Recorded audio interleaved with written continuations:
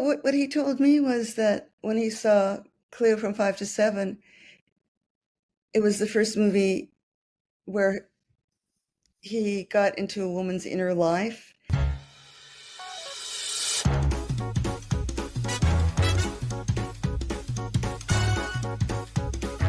Hi, Carrie. Welcome to a podcast, The Artist from India. And thank you for being here. And thank you for writing this wonderful book on Agnès Varda. And I'm going to pronounce it the American or the French way, whatever the way people are going to like it. So, yeah, thank you for being here. So where in India are you, Suchita?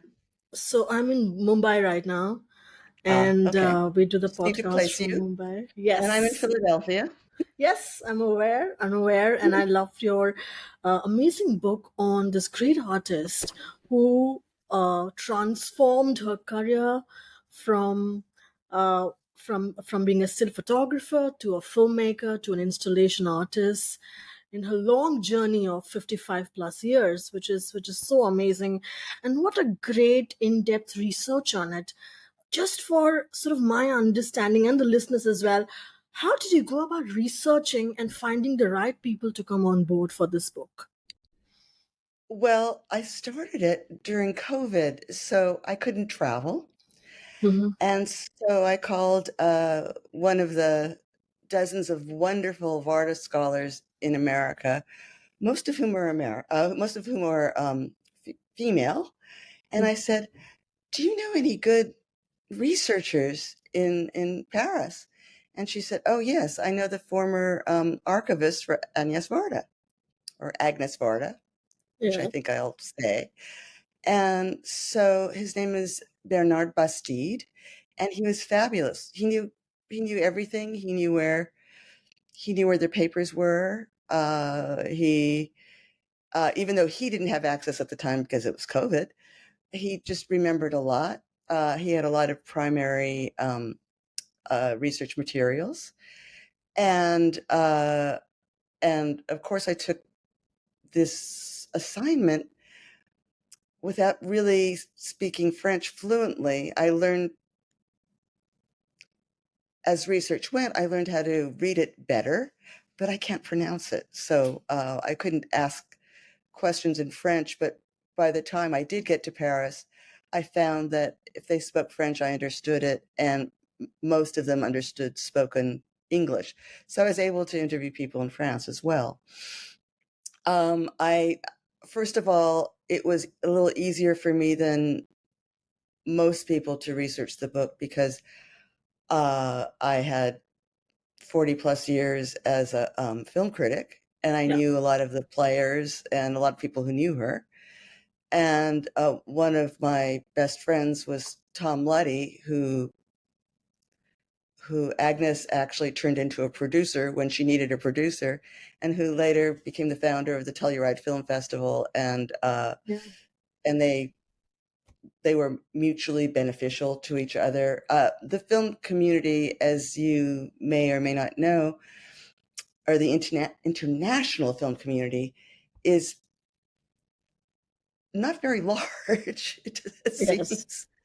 Everyone seems to know everyone. There's only one degree of separation between people in the international film community. And like you ask a friend, who do I need to know to meet so-and-so? And they'll tell you. It's really, really fast. We all speak the same film language. We love the same movies. And if you've been working as long as I have as a journalist, you know people. And I was lucky. So all that was built in. I didn't have to start from ground zero. I was like ground 100 feet. Lovely. Going through your book, Carrie, one thing that really struck me was Varda's relationships with people. And she had amazing relationships like Sontag with Warhol, with Jim Morrison, but this group of artists that she was part of, or she came to know them later, So while writing the book and while doing the research, what is it that struck you hard when it came to her relationships? Well, I don't know if you ever saw a Woody Allen movie called Zelig, but it's a fake documentary, or a mock documentary about a man who's everywhere during the 1920s and 1930s. He's everywhere where everything is happening. And it struck me that Agnes was like that. When she was coming up as a photographer, she met great artists like Alexander Calder and the photographer Brassai, and she lived near them, and they became friends, and they used to make paella together in her courtyard. And when she took photographs of people with their work, and she photographed a lot of artists and their work, she wanted to have fun. And she saw one of Calder's mobiles, and she said, let's take that out into the street and dance with it. And she did this fantastic photograph of him dancing with his mobile that is dancing around. And she was such a fluent photographer. She found ways to take pictures of people that were unusual, but also got to the essence of their work. And that was she was poetic, both as a photographer and as a filmmaker, and even more so maybe as an installation artist. And she got to the essence very fast.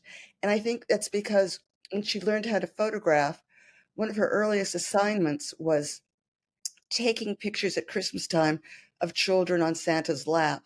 And she had about 30 seconds to take each photograph, but she wanted them to be special. So she asked the child something, and the child would be animated. And I wish I knew where those photographs are, but it's amazing. By doing this kind of rote assembly line work, she learned how to do things fast. She knew it without reading a light meter. She could read a light meter, and she was fast, and she connected with people, and people connected back. And I think that's a great gift that she had. A lot of people get behind cameras because they don't want to connect. They just want to have the power to take the image. She used her still camera and her movie camera to connect with people, and her art. Lovely. So that was one of the primary reasons, her ability to connect with people, which made her such a great artist and such a great quality of an artist, to be able to connect to people. Also, her ability to transform from being a photographer to being a filmmaker to being an installation artist, the three different forms of art. How did three different forms and always going deeper? You go from the still image to pictures, pictures that stand still, pictures that move, and then she moves into 2D to 3D, three-dimensional spaces. Yes. And it's almost as though she wrote her 3-act life. Her life has 3 acts, both artistically and emotionally.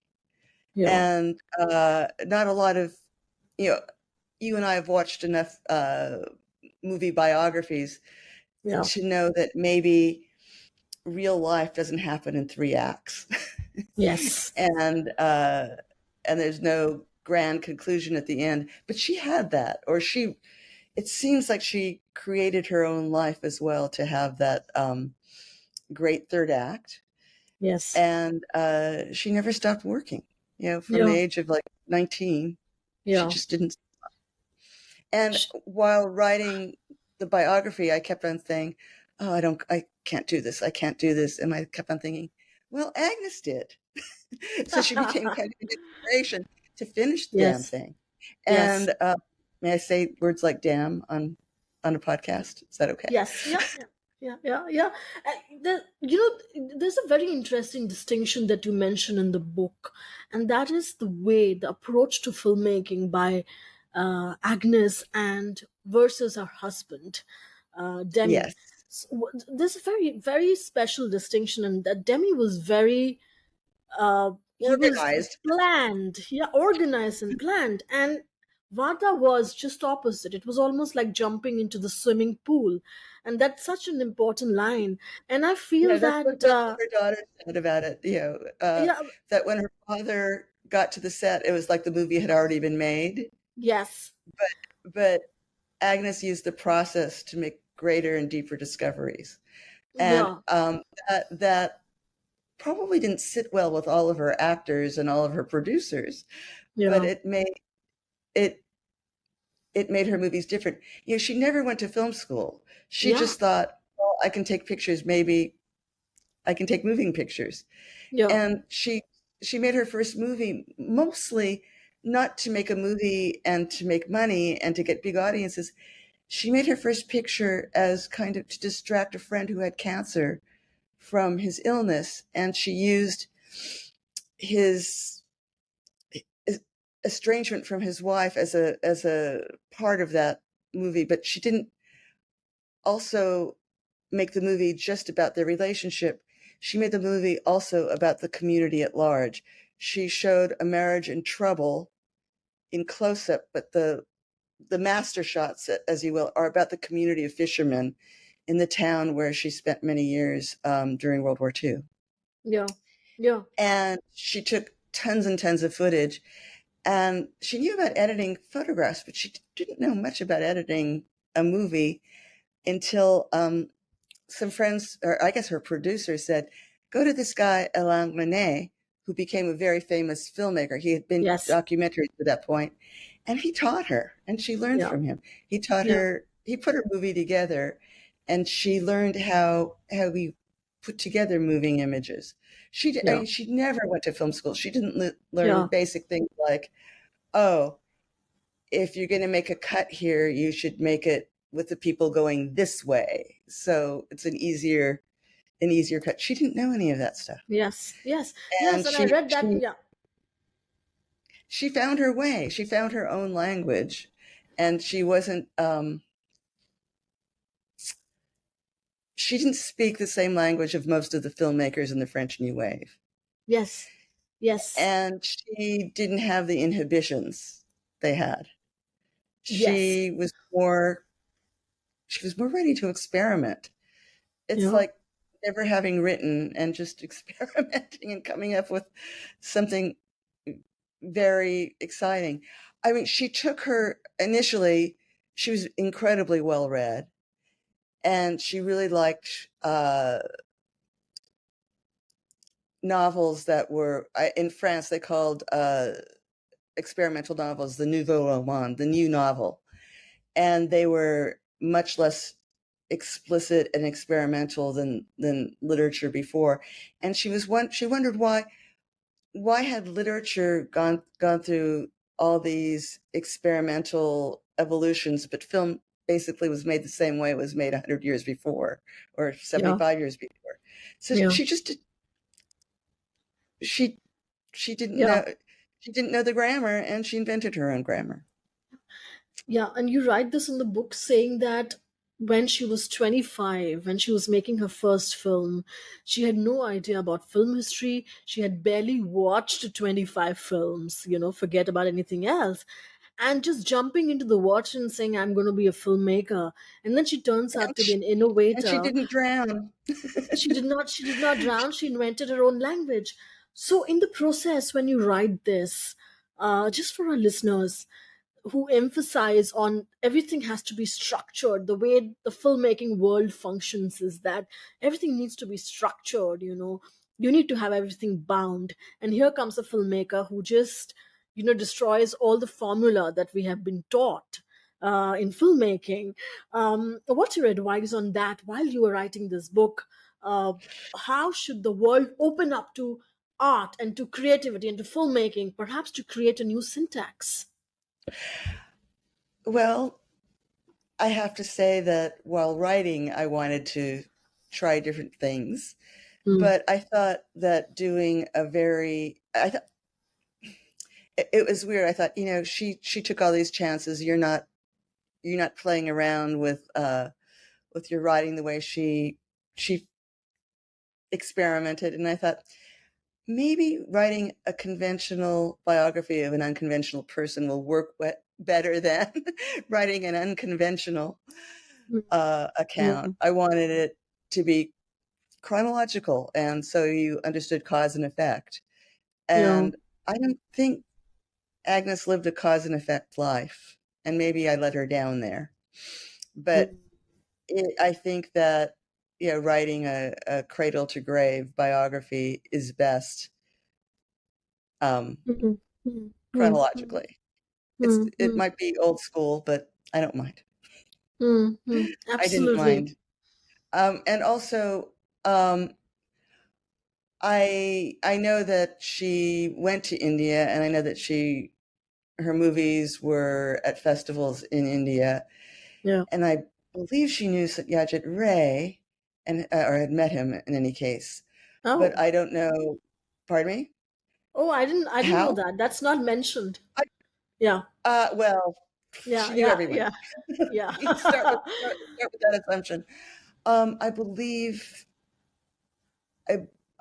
she knew his work. By the time she was in her 40s, she knew his work and was aware of it. And I'm not sure they met, on the film festival circuit where these filmmakers go.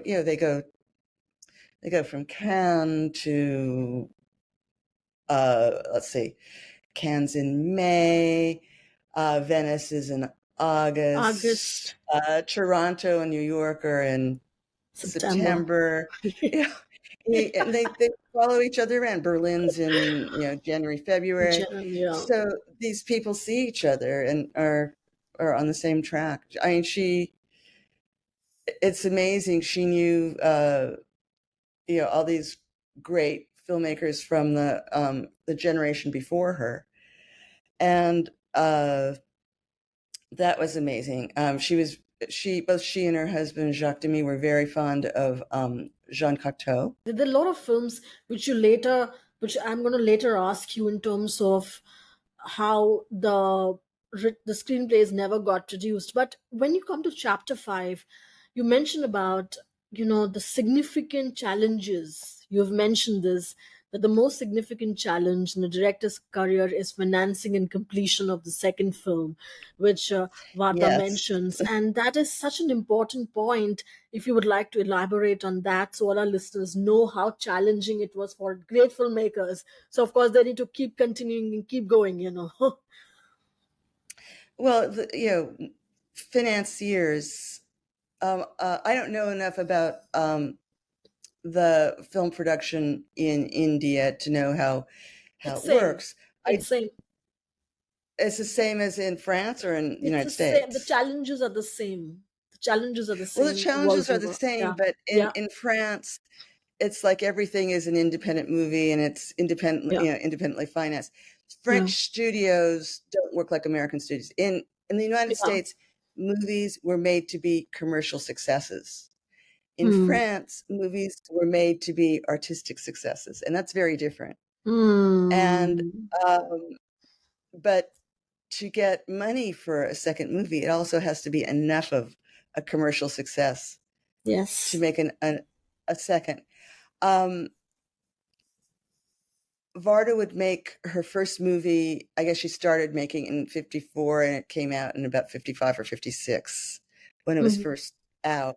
And it wasn't seen widely because of a bureaucratic reason. She had, the French are very, in terms of art, really follow the almost the medieval guilds. You're a studio assistant, then you're a journeyman, and then you become a master over years of time.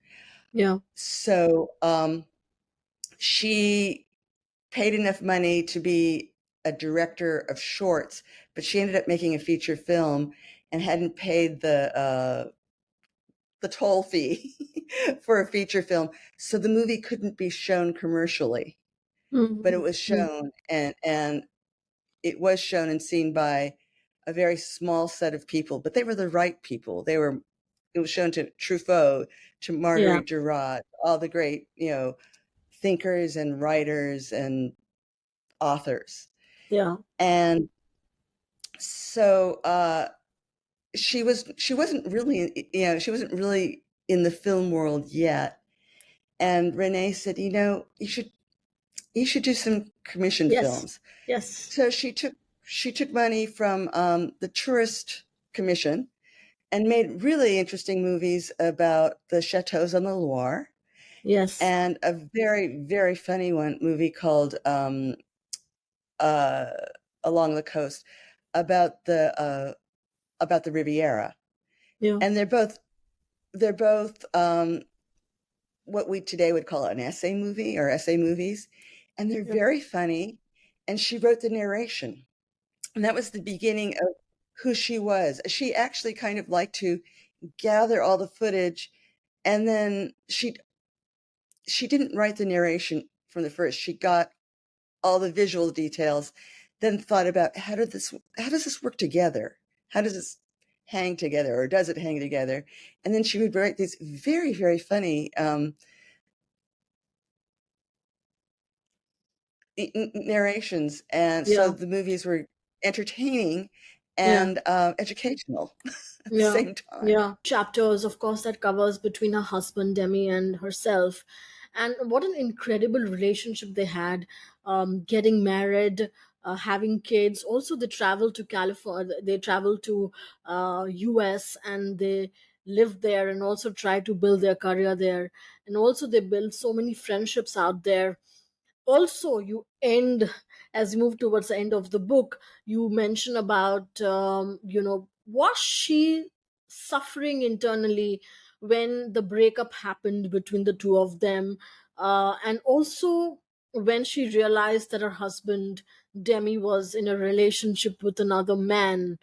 How was that? How did you come across that? What were your thoughts and feelings?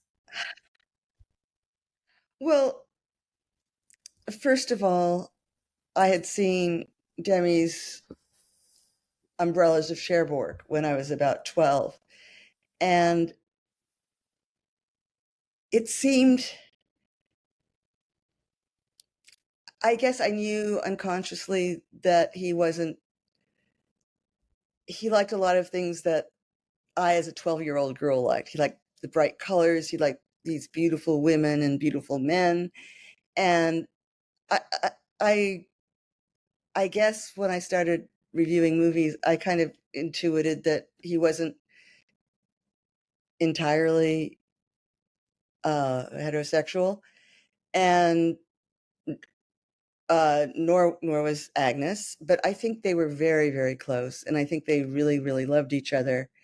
And I think that I wasn't there. I wasn't in private spaces with them. I don't know. And I think that understandably her children, Agnes didn't want to talk about this, and her children did not, because Jacques was Catholic, a very devout Catholic, and he didn't want to break his mother's heart. Yeah. And I think Agnes was probably the more adventurous of the two of them, certainly in her art. Yeah. And I think she wanted people to talk about what she made and not who she was sleeping with, frankly. Yeah. And Yeah. I think that Jacques felt the same way. Yeah. And I do know that when they came to California in the late 60s, people who knew them, who I also knew, just said that Jacques looked around and men were living in Los Angeles, men were living openly gay lives, Yeah. which they weren't really. Only if, yes, there are some men doing that in France, but not all of them were open about it. In Los Angeles, there was no shame about much in the 60s, and I should know because I was there. And I think that Demy didn't know that could exist. And that was complicated their relationship. But they lived together for 20 years, were separated for around 8, but they had a child together and they were in communication. And then when he got AIDS later in his life, he returned home, and she took care of him for his final years. Oh, she did. So I mean, I think, and I also think his movies, once he came out, were really interesting, and I love the movies with Catherine Deneuve, Umbrellas of Cherbourg, and then The Young Girls of Rochefort, which he made with Deneuve and her sister Françoise Dorléac. They're beautiful movies, but they're indebted to Hollywood. After his movies in the 80s are quite special and wonderful, and so are hers. And during the 60s, when they were making movies at the same time, I think first of all, they helped each other enormously. Agnès produced a couple of his movies in the 60s and 70s, and he helped her, write and frame one of her most interesting movies called Le Bonheur. They were a great couple in many ways, and very singular. There are not a lot of directing is such an all-consuming profession that there aren't a lot of directors who live together, or co-directors who live together. But they did, and that's very unusual. Yeah, they had a great relationship. And you mentioned about Varda and Warhol's encounter, Andy Warhol's encounter, where they complement each other. Like, he calls her film divine film, and she calls him a daring artist. You also mentioned about Varda and Sontag's encounter, when both the films got screened, of Sontag and Varda at New York Film Festival. And then you come to the end, towards the later part of the second half of the book, where you mentioned about New Wave was a passé by then, and there were a lot of unrealized screenplays that Varda had written that had not been consummated, and she sort of regrets not being able to find a producer at that point. When you mention about unrealized screenplays, how was that in terms of what were your thoughts and feelings when Varda would have probably went through that phase where the screenplays were not getting produced? I think part of her thought she should support Jacques' career, which is why he asked her to come to California with him. And she had the opportunity to direct a studio movie, but when the head of production pinched her cheek, kind of reflexively, she just slapped him away, and so that wasn't going to happen. So she was she set her boundaries, and one of her boundaries was, no, you don't do that to me. I'm not a bonbon in your candy box. And I have a feeling that had she lived in California during the time of Harvey Weinstein, he would have been found out earlier. But I think that it must be very hard in a 2-career marriage when your husband is riding very high and you're feeling very low. But she did it because she loved him. And she also did it because she wasn't yet a businesswoman. How do I say this? She learned after that period where she's writing all these screenplays that went unrealized, she figured things out. She said, she thought French TV is doing some interesting things. Maybe I could go there and have, and do work for French TV. She found other ways of doing it. She found French TV, German TV very hospitable. She did really, one of the most incredible things that I had never seen was a TV series of like 90-second spots, silent, pretty much silent for whole periods of time. It was called 1 minute for one image, but they usually ran 90 seconds. And they were shown after the evening news on one of the main French stations. And she would narrate them, and she'd show a photograph for 30 seconds and ask someone. It could be a famous person, it could be a concierge, it could be someone at the market. She'd ask them, what do you think of this photograph? And they'd talk about it and where they thought the photographer was and what it was about. And then Agnes would come on and say, the photograph was by such and such and such and such person. What do you think? And it really, it's an amazing, entertaining, and educational thing about looking, how we look at things, how people see things differently, how some people connect through art and some people are coming from totally different aspects. And it's an amazing thing. I mean, I would love to show them in the United States. Only a few of them are translated, but it was amazing. She always found ways to work and to be creative.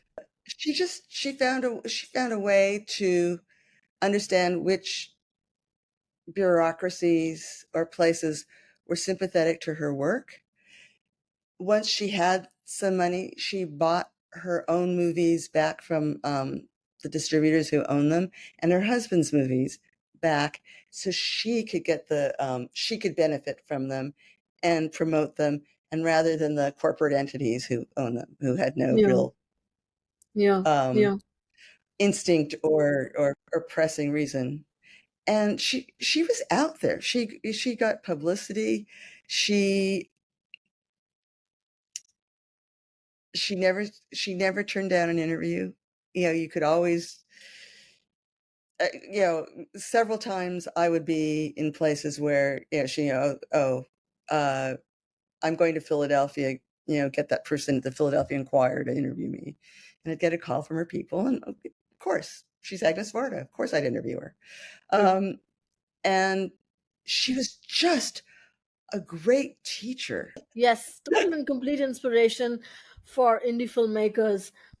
You mentioned towards the end of the book, Carrie, that there's an incident with Jim Morrison and her friendship with Jim Morrison and his death, which is brilliantly described, and how she sort of really was heartbroken at that point.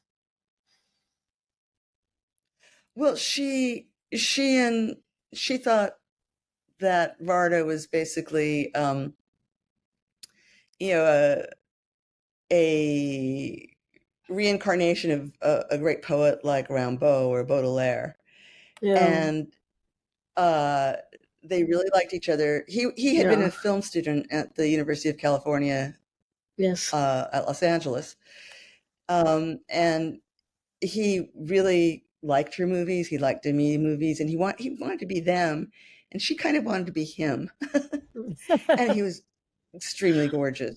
One of his girlfriends said he was like Michelangelo's David with blue eyes.